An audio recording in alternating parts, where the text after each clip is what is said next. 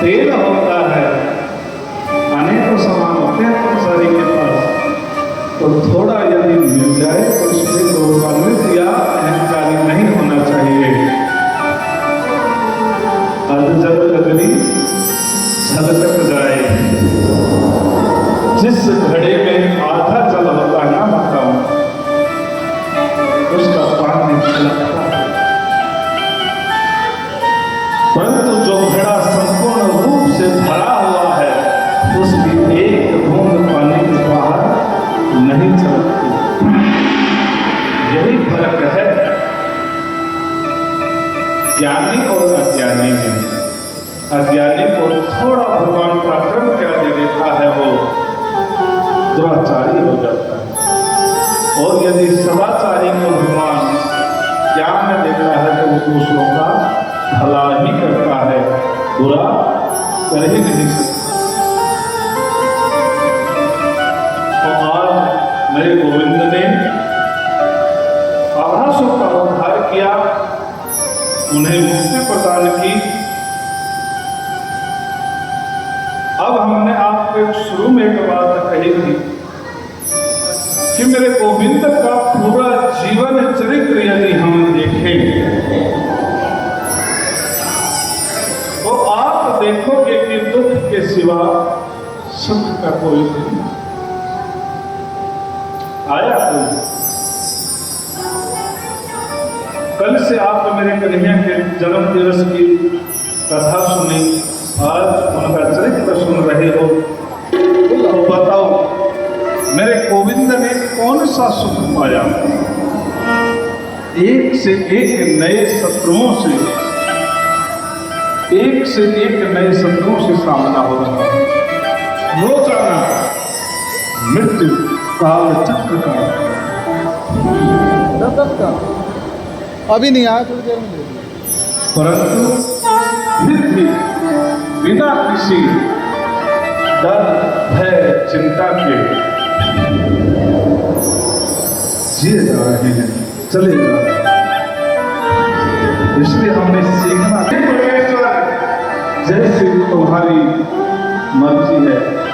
एक छोटी सी बात आपको बताऊं कि एक बार एक संत थे, तो वो कहीं जा रहे थे तो रास्ते में एक नदी आई। अब नदी चौड़ी और विशाल थी, इसलिए उन्होंने जब किनारे पर देखा तो एक नाविक था, नाव वाला, उससे कहा कि भैया ये नदी तुम हमें पार करा दोगे? बोले हाँ, क्यों नहीं, आइए बुलाइए। बोले बेटा हमारे पास धन नहीं है, हम तुम्हें इसके बदले में धन नहीं दे सकते, हमारे पास सत्संग है, यदि तुम चाहो तो जब तुम हमें नदी पार कराओगे तो हम तुम्हें भगवान का भजन सुना सकते हैं। अब जो नाविक था वो भी धर्मपरायण था। बोले महाराज कोई बात नहीं, आप हमें धन मत देना, भगवान का भजनों को सुनाना। बोले ठीक है। अब संत नाव में बैठे, नाविक नाव को चलाने लगा, और जब नदी के मध्य में नाव पहुंची तो ऐसी तेज बारिश होने लगी, हवा चलने लगी, नाविक घबरा गया, कहने लगा महाराज जी आज तो लगता है कि नाव डूबेगी। जब नाविक ने ये कहा तो संत ने अपने कमंडल से जल नदी से लेना शुरू किया और नाव में डालना शुरू किया। अब नाविक घबरा गया, पहले संत कहता था आपको सम्मान करना था, बाबा जी हम मूर्ख हो गए हो, एक तो भगवान हमें डुबोना चाहता, ऊपर से तुम उसमें पानी डाल रहे हो, अगर कुछ बचने की उम्मीद हो तो तुम ना होने दोगे। तो उन्होंने कहा कि मैं तो उसकी रजा में रजा रखता हूँ, जैसे भगवान की माया, जैसा वो चाहता है मैं तो वैसा ही करता हूँ। जब ये कहा तो कुछ क्षण के पश्चात बादल छट गए, हवा रुक गई।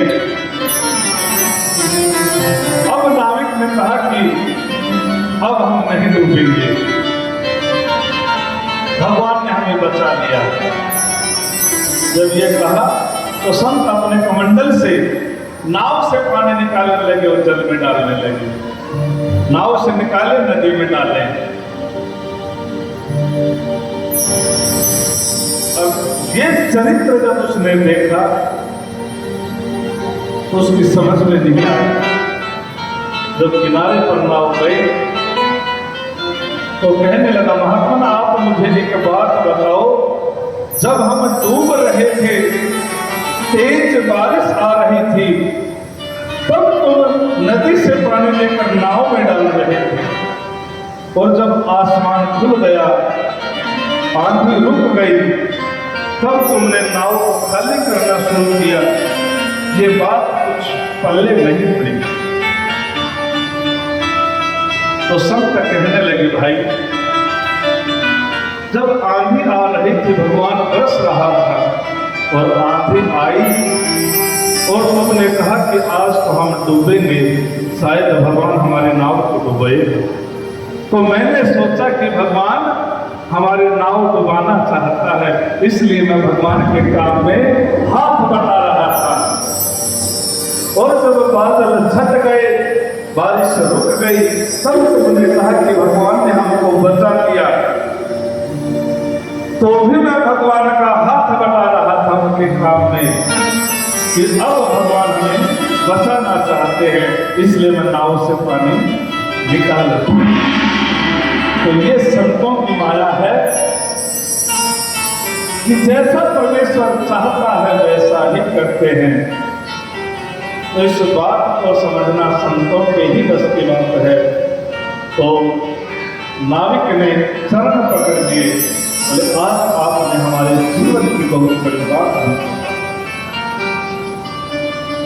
तो परमात्मा जो कहते हैं, जो चाहते हैं, वो सर्वथा हमारे लिए उचित ही होता है, क्योंकि पिता कभी अभी अपने संतान के लिए गलत नहीं करते। क्या आप अपने संतान के लिए कोई गलत कार्य करोगे? कोई माता पिता नहीं करना चाहता, कोई कर भी नहीं सकता। तो वो तो परम पिता है, क्या वो कभी गलत करेगा? वो भी कभी गलत नहीं कर सकता। हाँ, हम ये सोचते हैं कि हमारी बुद्धि के अनुसार सही नहीं हो रहा, इसलिए हम भगवान पर दोष आरोपित करते हैं।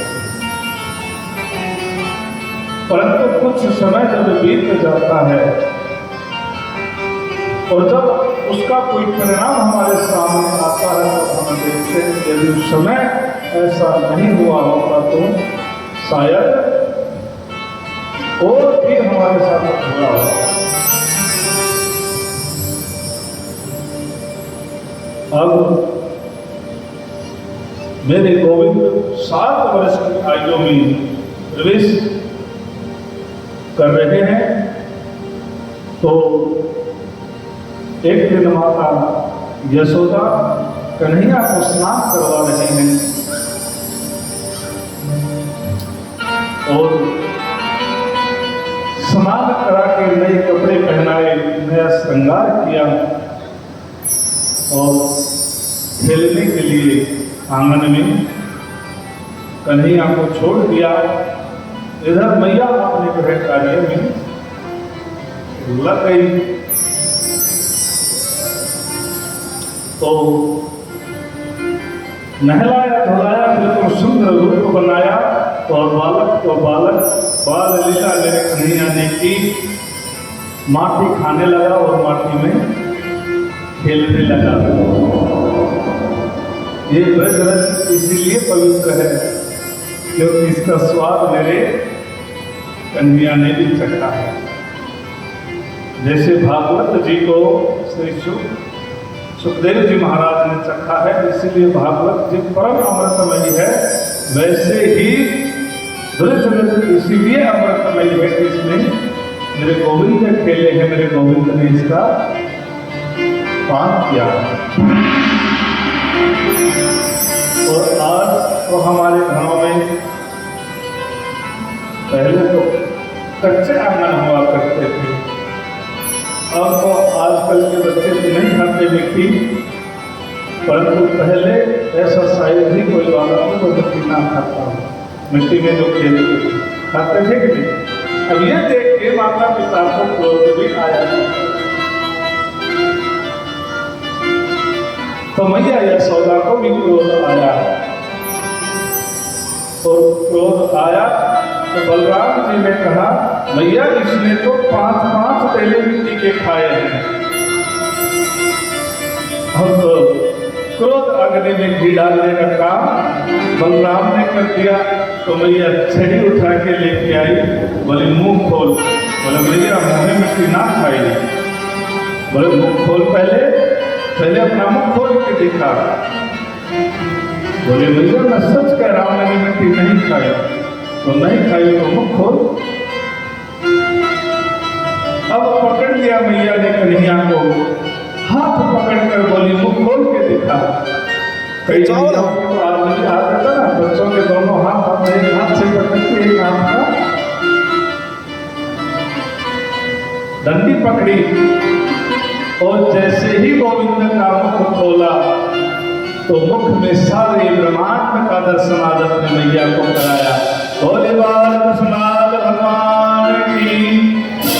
और जैसे ही ब्रह्मांड का दर्शन मां यशोदा ने किया तो वहीं के वहीं अचेत पड़ गई। कन्हैया ने सोचा कि लोग मैया को दिखाना मिट्टी था, मैया को पता नहीं क्या देख लिया, और जल का छिड़काव किया। मैया को होश आया और फिर विस्मृति की बुद्धि की, और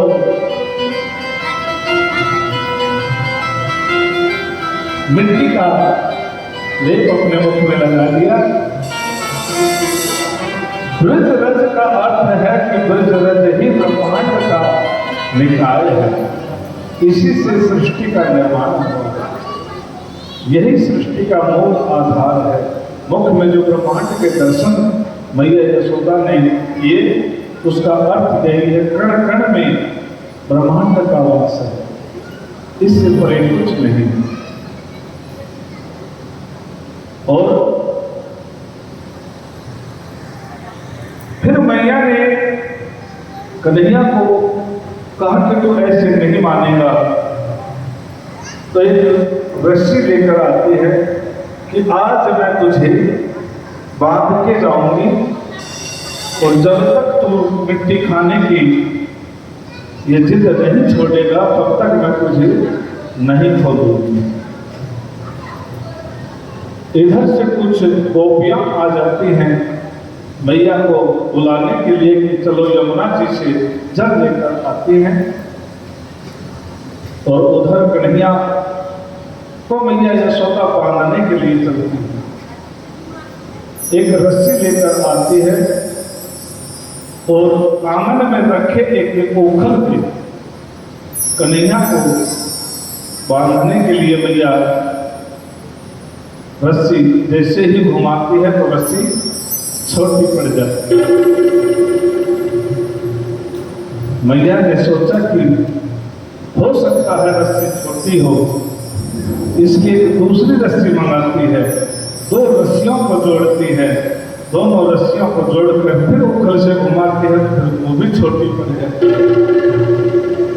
और ये दृश्य सब देखकर देख रहे हैं और सभी मुस्कुरा रहे हैं, क्योंकि आज एक मां उसे बांधने जा रही है जो गौ बंधनों को काटने वाला है, जो जगत के बंधनों को काटता है। आज एक मैया उसे बांधने जा रही है, इसलिए लीला सब देखने जा रहे हैं। और जब 2 रस्सियों में भी कड़ियां नहीं बंधे तो तीसरी रस्सी बनाती है, 3 रस्सियों को जोड़ती है और फिर घुमाती है, देखती है कि वो भी छोटी पड़ जाती है। रख दो।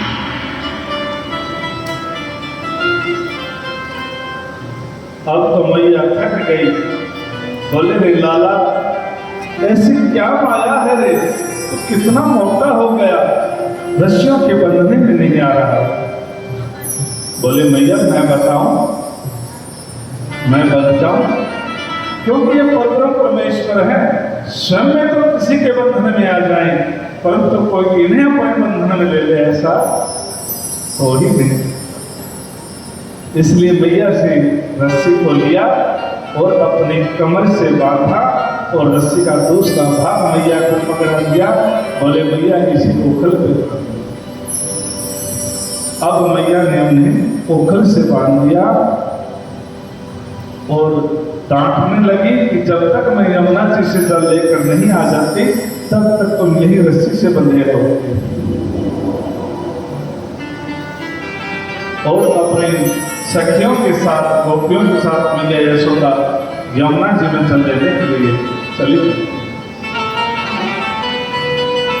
इधर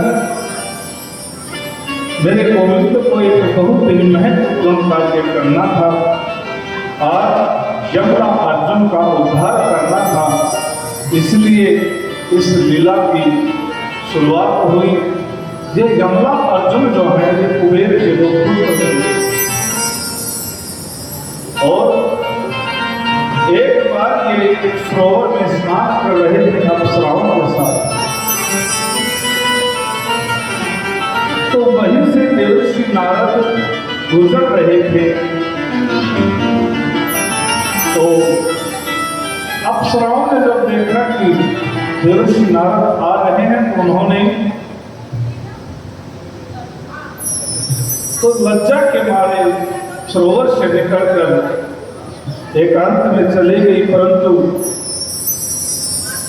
ये दोनों भाई देवर्षि नारद को देखकर उनका मजाक उड़ाने लगे, उनके ऊपर जल के छींटे लगाने लगे और उनका इस प्रकार से मजाक उड़ाया कि देवर्षि नारद को क्रोध आ गया और कहने लगे पुत्रों, तो संत को देखकर भी जड़ बने रहे और उनका आदर सम्मान करना तुम भूल गए, इसलिए तुम जाओ जड़ बन जाओ। इस श्राप जब उन्होंने दिया तो दोनों भाई घबरा गए, बोले हे भगवान हमसे गलती हो गई, क्षमा करो, भूलवश हम आपको पहचान नहीं पाए, इसलिए हम पर अपनी कृपा दृष्टि बनाओ। तो उन्होंने कहा कि ठीक है तुमने गलती की, परंतु मैं अपने श्राप को तो वापस नहीं ले सकता, परंतु हाँ इतना है कि द्वापर युग के अंत में खुद श्री हरि नारायण के हाथों से आपकी मुक्ति हो। और वो दोनों भाई ब्रजभूमि में जाकर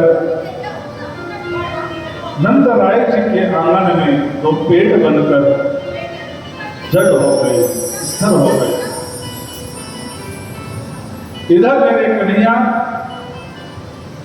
उस ओखल को अपने पीछे पीछे खींचने लगे और जब दोनों पेड़ों के बीच से गुजरे तो स्वयं तो निकल गए, परंतु ओखल अटक गया।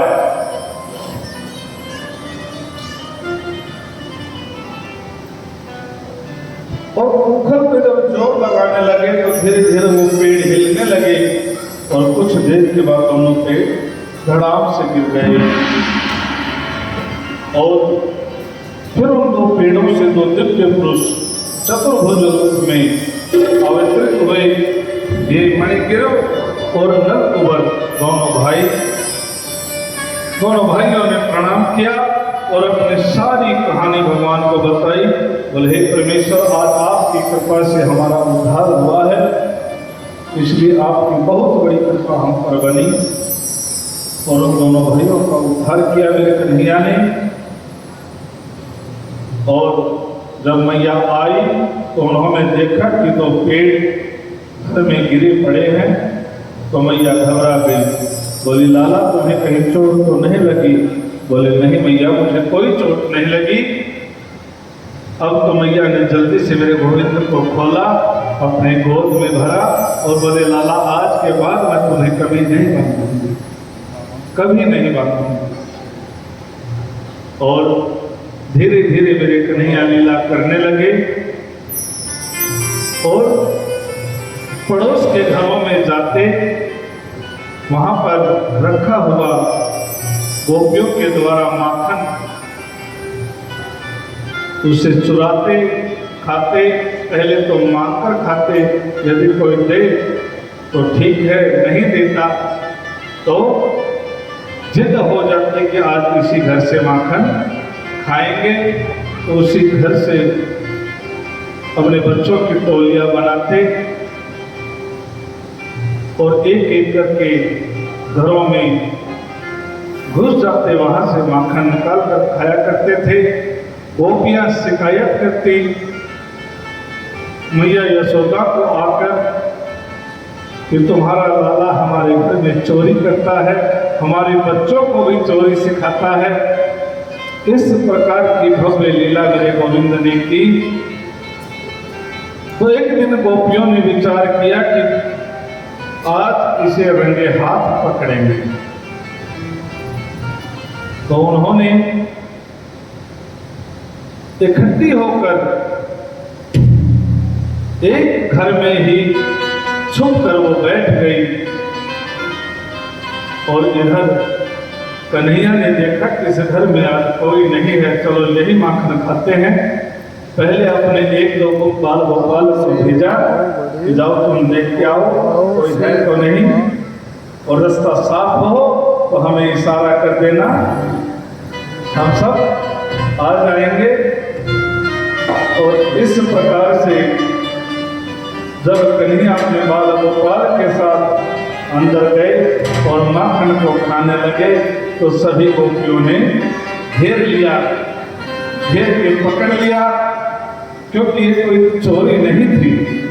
परंतु अब वो डराने लगी, बोले आज तो हमने तुम्हें रंगे हाथों पकड़ लिया है, अब हम तुम्हें तुम्हारी मैया के पास लेकर जाएंगे। अब कन्हैया कहने लगा कि आप हमारी मैया से हमारी शिकायत मत करना, तुम जो चाहोगे, जो तुम कहोगे हम वही करेंगे। बोले अच्छा, अब इतना भोला बनता है, हम नहीं मानेंगी। बोले नहीं नहीं, मैं सच्ची कह रहा हूं, जो तुम कहोगे वो हम करेंगे, हमारी मैया को मत बताना। तो बोले ठीक है, एक एक कर हमारी गोदी में आओ पहले तो, क्योंकि वो मां तो अपना माँ का और एक पुत्र का प्रेम करते हैं कन्हैया से, अपने पुत्र की भांति अपने गोविंद को लेना चाहते हैं कि जिस सुख को यशोदा के भोगा वो हम भी दे। सबने अपने अपने गोद में लिया और फिर कहने लगी अब तुम्हें नाच कर दिखाना पड़ेगा। और बोले हमें नाचना नहीं आता। बोले नाचना नहीं आता तो ठीक है, हम तुम्हारी मैया से बता देंगे। अब फिर बेचारे को वही डर, बोले भैया मत बताना, जैसा भी है वैसा हम नाच के दिखाएंगे। देखो ये भक्तों की माया कि जो संसार को नचाता है, आज वो भक्तों की इशारे पर नाच रहा है।